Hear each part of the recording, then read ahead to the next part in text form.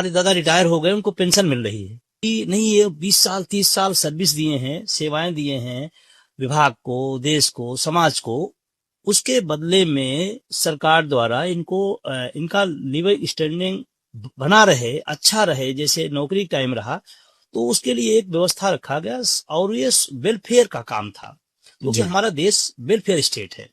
तो welfare state का पहला और सबसे ज्वलंत जो मामला है या उसको प्रूव करता है, वो पुरानी पेंशन है जी। और पुरानी पेंशन व्यक्ति के जीवन का 30 साल 35 साल सेवाएं देने के बाद जो उसको मिलता है, उसको उस समय महसूस होता है कि हमने कुछ किया है, और उसके बदले हम अब अपनी आगे वाली लाइफ में हम बेटे पर, बहू पर या अन्य परिवार पर किसी पे भार नहीं होंगे, बल्कि हम आत्मनिर्भर रहेंगे जी।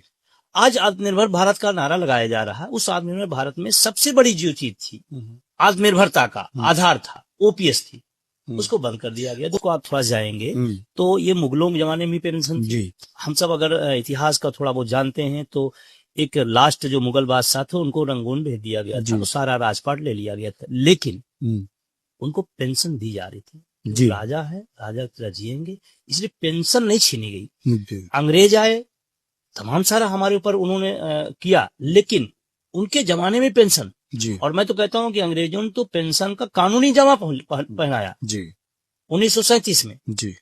उसके बाद देश हमारा आजाद हुआ।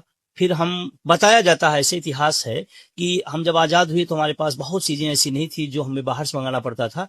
मतलब एक गरीब भारत था, एक अनाज भी पूरा हम नहीं कर पा रहे थे, उस दौर में भी पेंशन थी। इसका मतलब पेंशन कोई आज अचानक विजय बंधु ने भारत सरकार देती रही, चलता रहा 90 के बाद एक जो पूरी दुनिया के अंदर अर्थ का एक ग्लोबलाइजेशन हुआ, उसमें एक चर्चा शुरू हुई।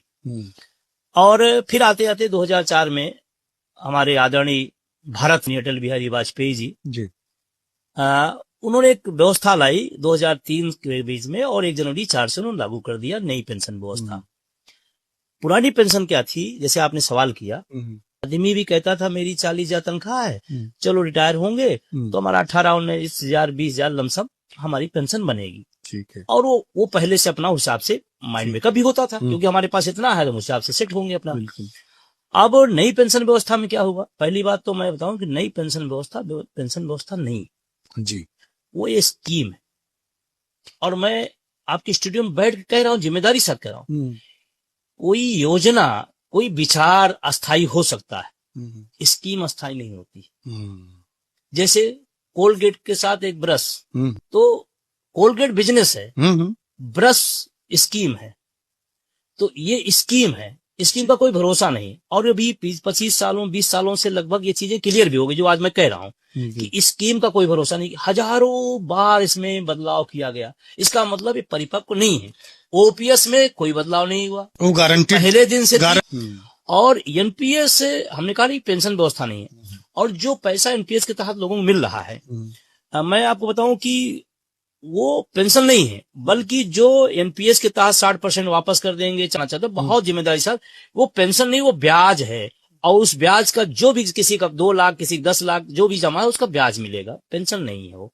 पहली बात। अंतर की बात अगर हम करें, दोनों के अंतर की बात करें तो दोनों में एक तो तुलना नहीं की जा सकती है, और दूसरा है कि स्कीम और एक लोक कल्याण की भावना, दोनों में फर्क है। और वो सामाजिक सुरक्षा का अगर बेहतर आवरण, मजबूत आवरण है तो ओपीएस है, एनपीएस नहीं हो सकती है। उसकी खामियां 1000 खामियां हैं। कई बार सरकार के मंचों पर, मीडिया के माध्यम से, रैलियों के माध्यम हमने उसको बताया है, और इस बात को लोग समझ गए, इस बात का प्रूफ है। साथियों, इसी प्रकार की अपडेट्स और जानकारी के लिए हमारे चैनल से जुड़े रहिए। अगर आपने अभी तक चैनल सब्सक्राइब नहीं किया हो तो प्लीज पहले चैनल सब्सक्राइब कर लो और पास में जो बेल आइकन उस ऑल पर सेट कर दे, ताकि आपको हमारा नए वीडियो नोटिफिकेशन प्राप्त हो पाए।